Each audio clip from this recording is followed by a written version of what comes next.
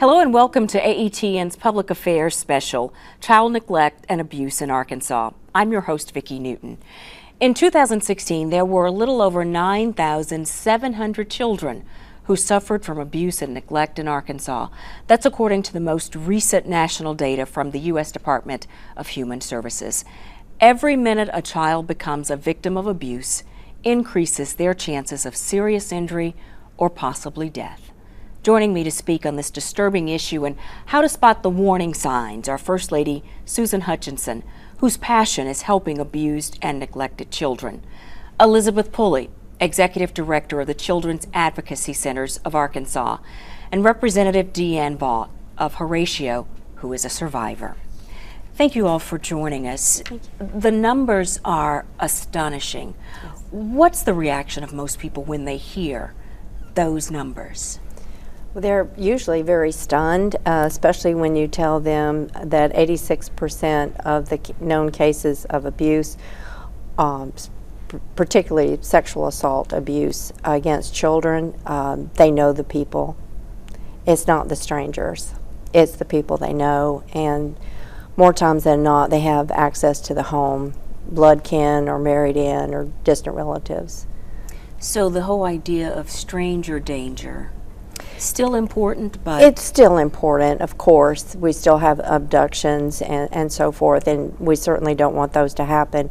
But please keep in mind, the children almost always know who's abusing them, who has been abusing them, who may have been abusing them for years, in plain view, and people not recognizing it, not seeing it for what it is, or keeping it as a family secret, or something that they don't know of any good way to deal with it, or it's part of a cycle that they experienced in their childhood and assume that it's just part of life.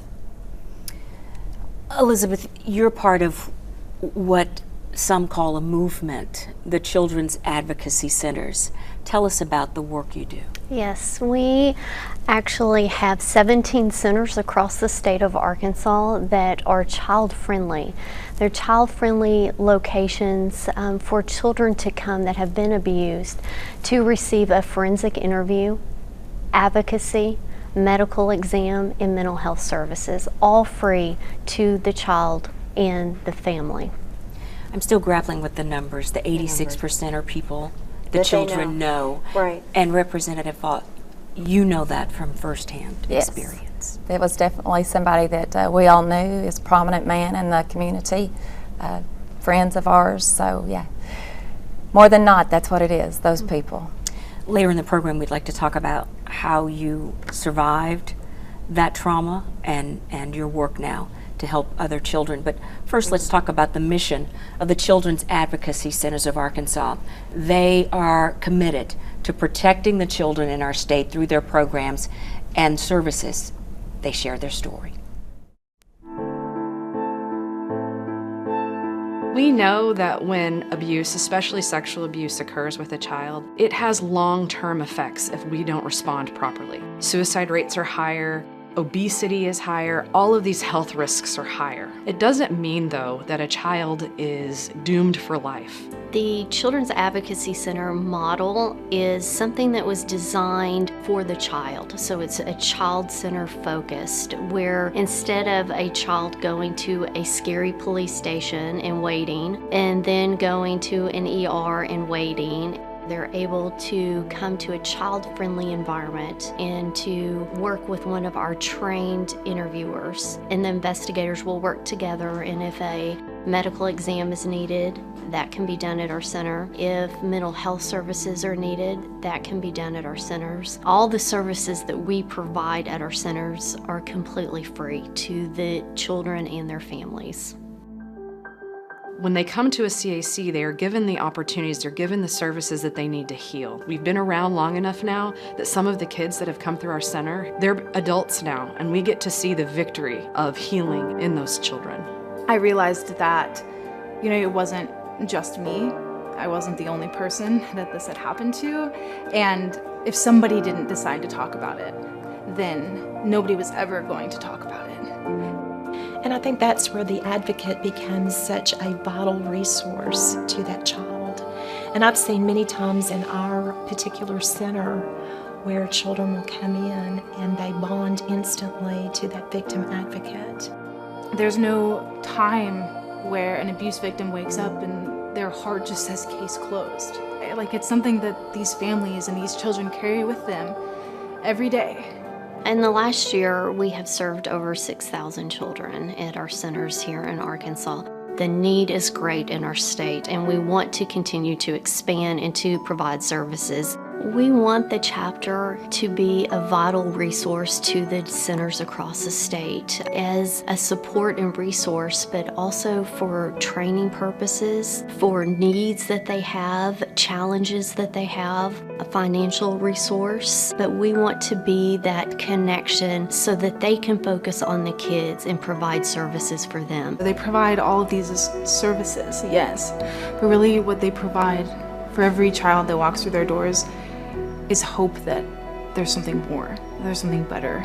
I chose to go to law school because I remember sitting in my trial where I had been a witness, in my own rape, and I remember looking at the prosecutor during closing arguments and thinking, that's who I want to be.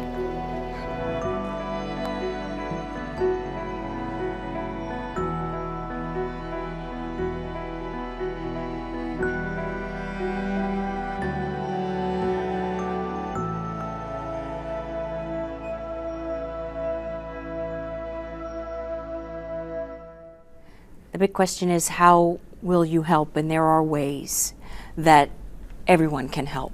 Let's start with the warning signs.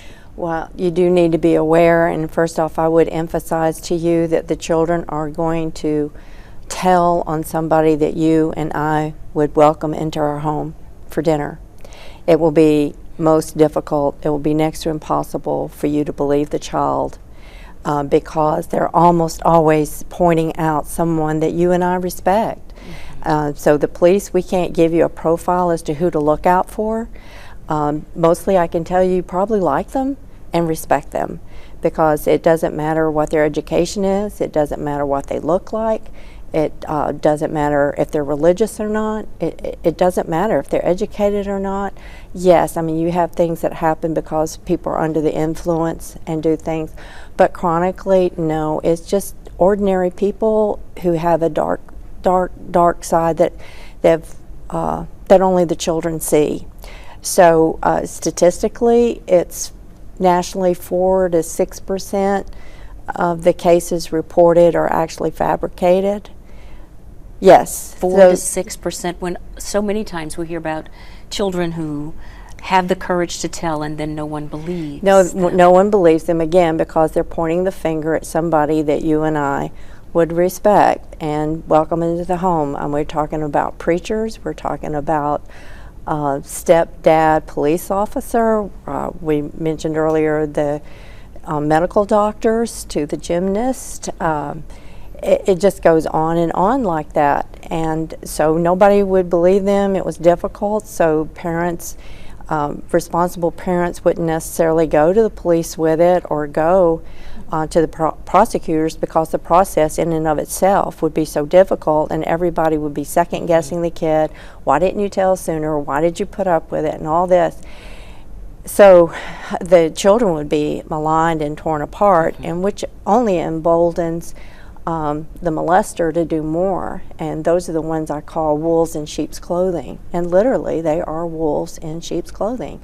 They go around seeking who it is that's vulnerable, maybe somebody who's emotionally needed. I mean, there was one case where the nanny was hired from a professional nanny resource, and she picked on the middle daughter, and she saw her as needy, and by the time the girl was a teenager, she was convinced they were going to get married when she became of age and have children. It's mind-boggling, the mind games that go on. So without a center, who's going to believe them? Well, we know how this goes down. We know how the wolves operate. We know who they pick on, and we listen to the children. We don't condemn them. The way we ask the questions, conduct the interview, it's very professional. We follow the child first format. We want to get to the facts and we want to get to the truth, but we don't pressure the children. We just let them talk, and we make sure that we don't imply any wrongdoing on their part or second guessing them as to why they didn't do something sooner or fight back or whatever. They have an emotionally safe place. Yes, that's what we mean by a safe place. We do not house the children. They don't stay. They don't sleep over there. But it's safe. They feel calm. You saw the pictures. We make it kid-friendly. We also deal with teenagers, so we make it friendly for them as well, and listen to them and what's been going on. And there may be more than one wolf that's attacked them through the years. They may have moved and gotten away from one wolf only to have another wolf cross their path and spot them as a vulnerable victim. How traumatic. It's very traumatic. So heartbreaking. the kids start thinking, oh, there must be something wrong with me. There's something, I get picked on, or I'm just bad. And that's the reason these bad things are happening to me.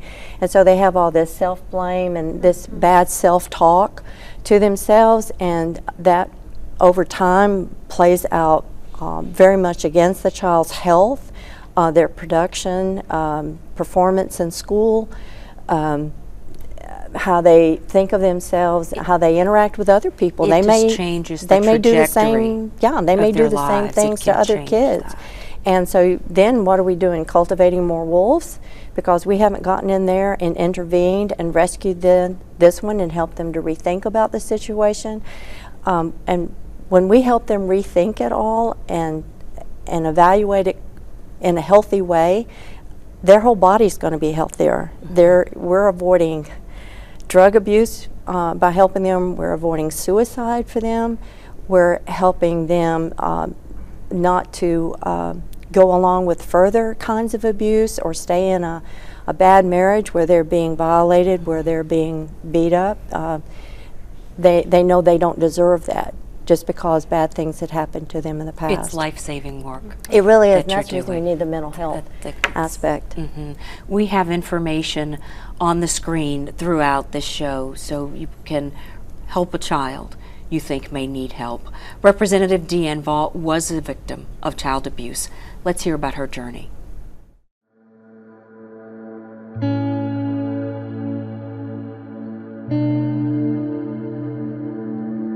When you talk about 1 in 4 girls, 1 in 6 boys,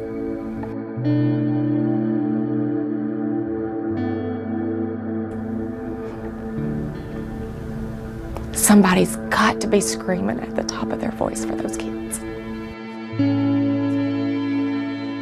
DeAnn Vaughn, and I'm the House of Representatives, District 4 State Rep.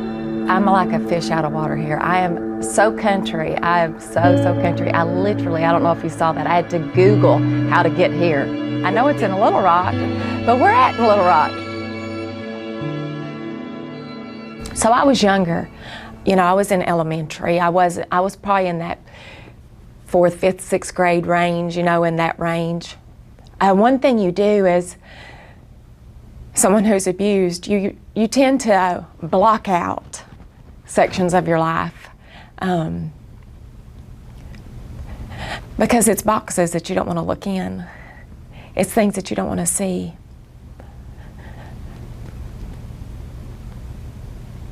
And most of the time it's people that you trust.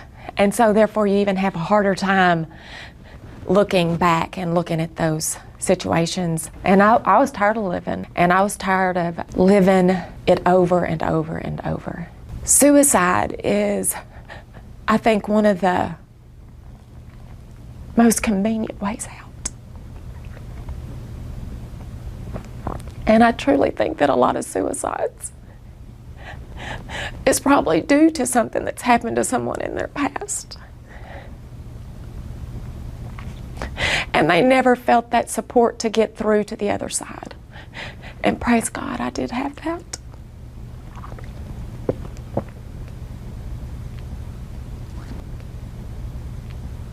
That child or that adult that's still dealing with that past that's very dark, I would encourage them to find somebody, just that one person that you can tell.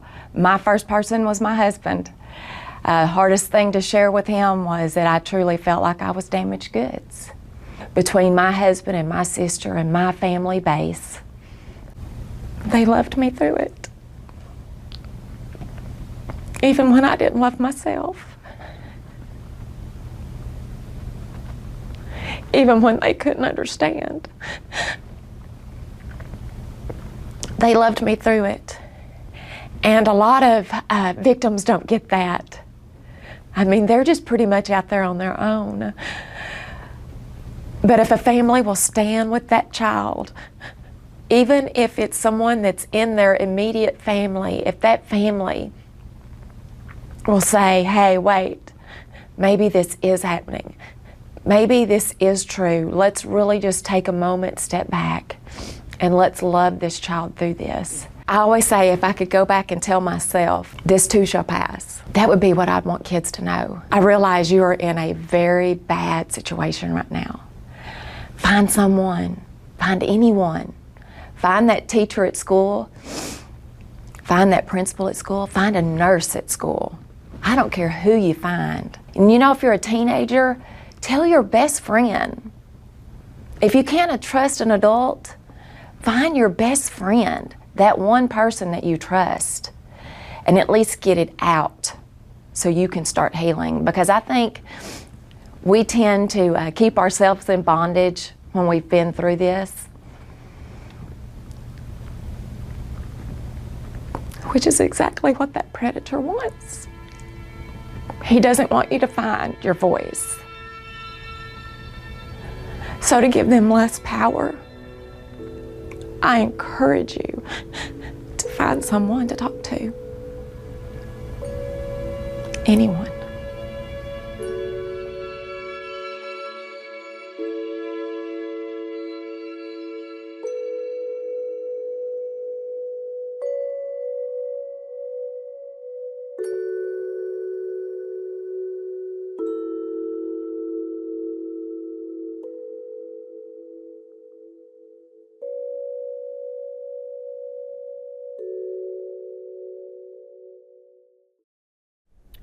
Representative Vaughn, once you began to talk about surviving the child abuse that you suffered, how did you find the advocacy centers, and it's now become, if I may say, your life's work? So the women of the House of Representatives, we did a video series, and we were supposed to be encouraging young women to get involved in political, whether it was at school or your county or city, wherever it might be, or even the state. And I went into the House of Representatives media specialist, and I told her that's not what mine was going to be. And I told her I was going to share my story, because I felt like there was a lot of girls and a lot of young men that even it might change their life. Mm-hmm. And so it was the first time I'd ever shared my story outside of my husband and my kids, actually. And how were you able to do that? I always say God gave me the grace. He gave me the strength to do it. Whenever he put that thought in my head that that's what I was going to do, as my video was surviving such a traumatic thing. And to the points that Mrs. Hutchinson made about someone you knew, it proved true. So when you talk with young girls and young boys, how do you console them and encourage them at the same time? Well, whenever I first posted that video on my Facebook feed, I had 2 girls that was about to kill themselves. And I asked them to please just wait just a minute. And I posted the video and asked them please to go watch the video. Mm-hmm. And praise God, both of those girls are still alive today. Praise God, they yes. both decided not to kill themselves that night. And after that, hundreds upon hundreds upon hundreds of people reached out to me, men that had never told anybody that they had been abused, children who had never told their parents. At first it was a little overwhelming because I had just shared my story for the first time, you know, for everybody to see. But you know, I found that God's continued to give me that strength to help kids as He puts them in my life, or as He puts them there. He'll give me the words to help them. And you're working with Elizabeth and the Advocacy Centers, and you all have 17 centers, I believe, 17 centers. and 7 satellite centers, and you need more. We need more. There's We a are fundraiser not- on the 25th. Let's talk about raising funds, how if you're watching at home, you can help because the need is so great. The need is great. We have an event, our annual fundraiser called Women of Inspiration. It is October 25th at the State House Convention Center. You can purchase tickets, but if you cannot attend, there are still ways to donate to serve your centers and your communities. And if you haven't toured a center, we encourage people in their communities to go and tour one of our centers, to get involved, to volunteer, to bring snacks. Those kids that come to our centers are hungry and want snacks, and they're there for a long period of time. So we ask for snacks, we ask for volunteers, we ask for donation of funds to help us keep going. We are a nonprofit. So help however you can. Yes. Right, and we don't charge for anything that we do. We don't take insurance, we don't take Medicare. Everything we do is free of charge. We want to make sure that we customize everything we do for the children as to what they need. The kind of counseling that we give them, the therapy that we give them, however long that takes. It can take months, it could take years. They may get to a place where they think they're handling it and they're doing really well and everything seems to be going, and then something happens, like a prosecutor deciding not to prosecute the case, and they have they have problems. They realize they still have latent anger in there, and they come back and we'll follow up with more counseling for them. Was that some frustration I heard in your voice? Absolutely. When I hear a prosecutor say it's his word against his word, I absolutely do. Let's get this in front of a jury, shall we? Because we've done the interview. It's very, very hard to argue with the interview. It's professionally done with a trained interviewer, one-on-one. The client knows that she is being taped, and while it's being done, we follow a certain protocol with a child first interview. And the authorities, we're not authorities, we're 501c3.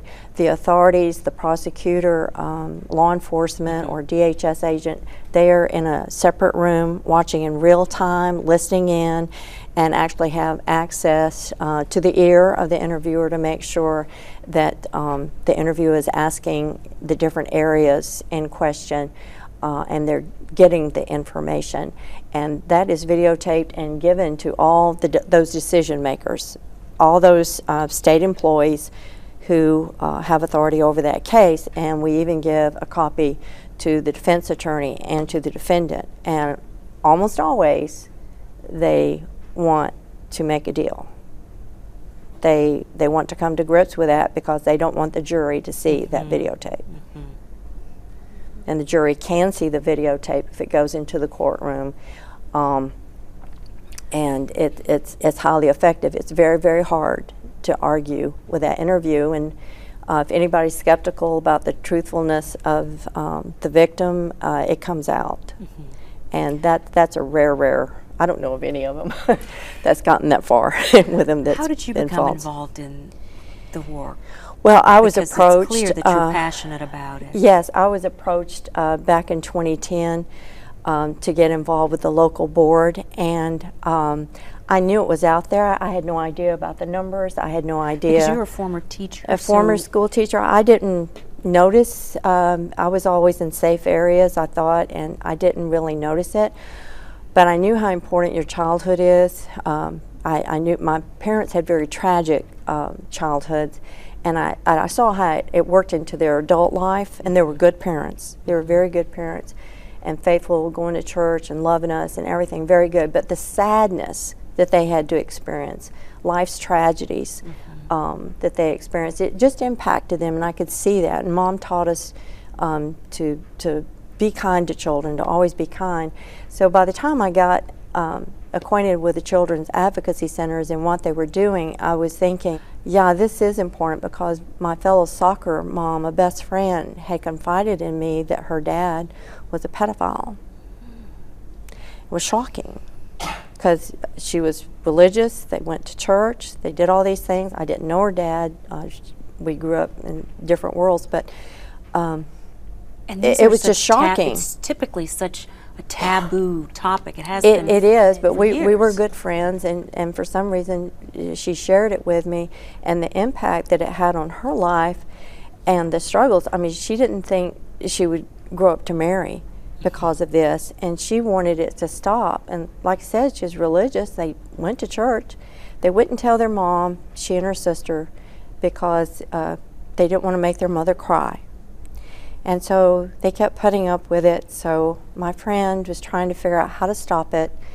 So she prayed to God for her daddy to die so her mother could marry a nice man. That was her escape. And we didn't have CACs then. They weren't created until 1985. And it was by a prosecutor who was actually the other party. But kids are not political. This is what all of our kids need. They need this kind of help. We don't scare them. We enfold them. We listen to them. And then we champion them. Of them.